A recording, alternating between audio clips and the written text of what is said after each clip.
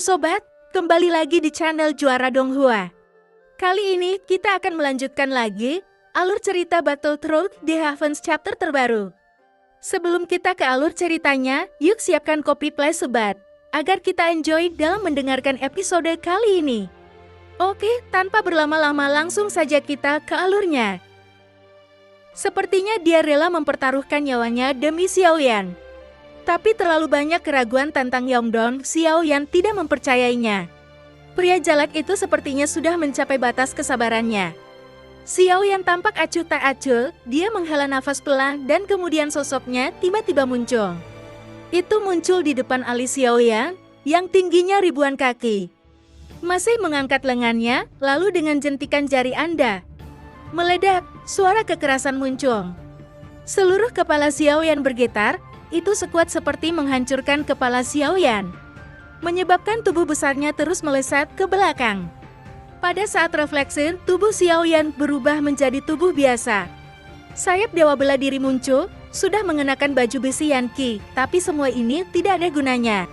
9 kali pria jalak itu menyerang, Xiaoyan merasa tidak berdaya untuk melawan. Xiaoyan baru saja menstabilkan sosoknya, aku hanya merasakan ketegangan di leherku. 5 jari yang kuat mencekiknya dengan erat. Saat aku terjepit oleh tangan ini, tidak dapat menggunakan tubuh dewa asli lagi. Seolah-olah seluruh kekuatan di dalam tubuh ditekan oleh telapak tangan ini. Saya mendengar bahwa Anda adalah yang mulia. Pria jelek itu terus mendekati Xiaoyan. Melihat kerutan di depan mataku, wajah dengan tahi lalat besar di dagu, seolah berbicara. Anda masih bisa mencium bau busuk yang keluar dari mulutnya. Perasaan ini sepertinya lebih buruk daripada membunuhnya. Meskipun aku belum pernah berperang melawan tuanmu, tapi saya dengar yang mulia sangat berkuasa. Dia adalah orang terkuat di dunia Shanxi, mengapa kamu begitu lemah sekarang? Mungkinkah kamu menyembunyikan sesuatu? Suara retakan datang dari leher Xiaoyan. Pria itu terus mengerahkan kekuatan matanya tertuju pada Xiaoyan. Melihat itu Xiaoyan tidak menjawab. Tangan pria itu, yang lain, menempel di perut Xiaoyan. Suara teredam, sebuah lubang berdarah tiba-tiba muncul di perutnya. Lalu jemari pria itu perlahan meluncur di atas tubuh Xiaoyan, kemudian ia jatuh ke dalam hatinya. Terlalu lama, semut seperti itu, biasanya aku tidak akan mengangkat kepalaku untuk melihatnya. Membunuhmu akan membuatku terlihat kejam. Itu saja, setiap orang punya takdirnya masing-masing. Akan lebih mudah untuk mati, suara pria itu jatuh. Fluktuasi kuat di ujung jari yang menempel di dada Xiaoyan dengan cepat mengembun. Dan tepat saat pria itu hendak menembus hati Xiaoyan, tiba-tiba, telapak tangan Xiaoyan perlahan terangkat. Dia justru meraih jari pria yang menempel di dadanya. Kemudian perlahan-lahan berikan kekuatan. Dia dengan paksa membuka jari yang menunjuk ke jantungnya. Mata Xiaoyan penuh semangat juang. Dalam situasi ini, tidak ada jalan lain. Kita hanya bisa menggunakan kekuatan keberuntungan abadi dan iblis. Dua kekayaan abadi dan iblis sebelumnya membantu Xiaoyan melenyapkan keabadian kedua dewa tersebut. Tak perlu dikatakan lagi kekuatannya, saat ini aura di tubuh Xiaoyan tiba-tiba meningkat. Semua luka di tubuh pulih dalam sekejap. Xiaoyan mengangkat kakinya dan mengusirnya, pukul perut pria jalak itu, tendang dia. Pada saat yang sama, guntur menyambar di bawah kaki Xiaoyan, bentuk tubuh mengejarnya. Dua kepalan cahaya keemasan menimpa pria jalak itu lagi. Suara teredam bergema, dan seluruh tubuh terdistorsi.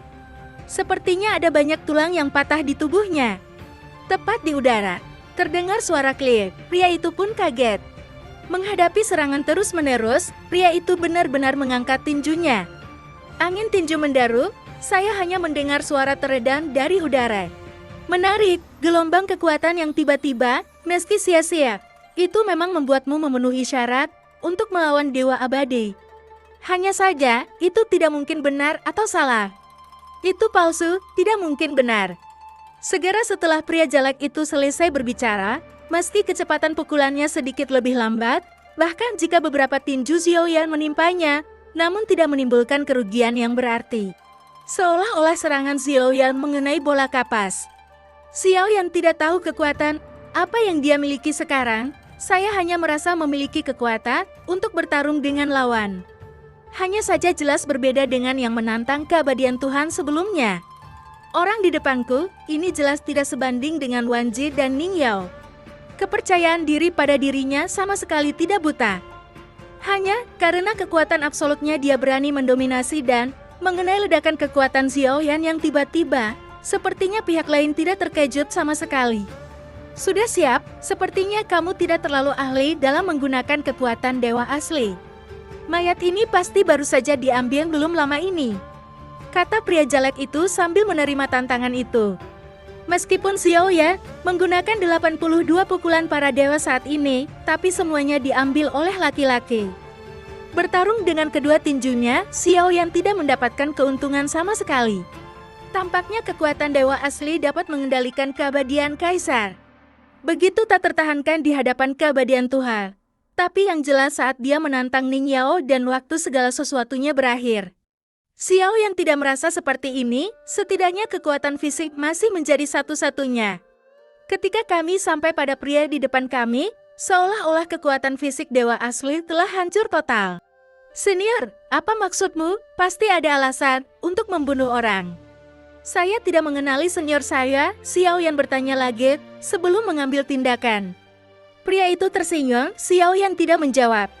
Setelah Xiaoyan diinterogasi, pria jelek itu tiba-tiba meningkatkan kecepatan tinjunya segera, Xiaoyan ditekan. Beberapa pukulan mengenai perut Xiaoyan.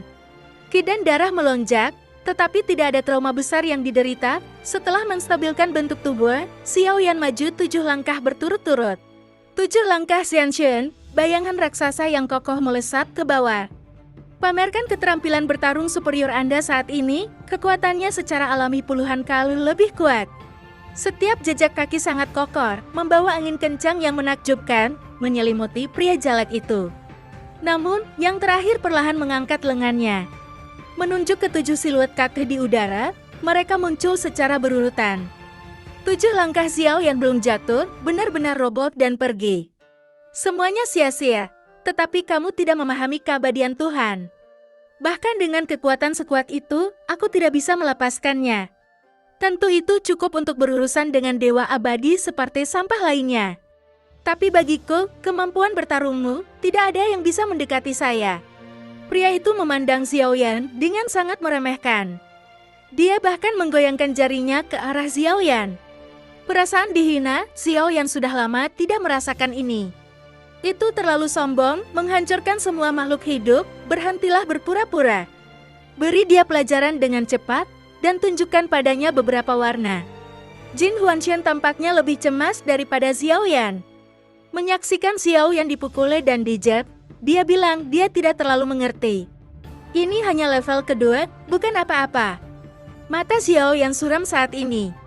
Karena meski serangannya barusan bukanlah usaha habis-habisan, hanya di antara konfrontasi antara kedua belah pihak, Xiaoyan masih merasakan ketidakberdayaan yang mendalam. Adapun peningkatan yang dibawa ke Xiaoyan oleh keberuntungan makhluk abadi dan iblis, masih terus berlanjut. Tapi seperti yang dikatakan pria itu, Xiaoyan tidak tahu bagaimana menggunakan kekuatan yang melonjak ini. Su Xingxi mengingatkanku pada sesuatu lagi, jadi aku akan memberitahumu, bunuh ini dengan 1 jari.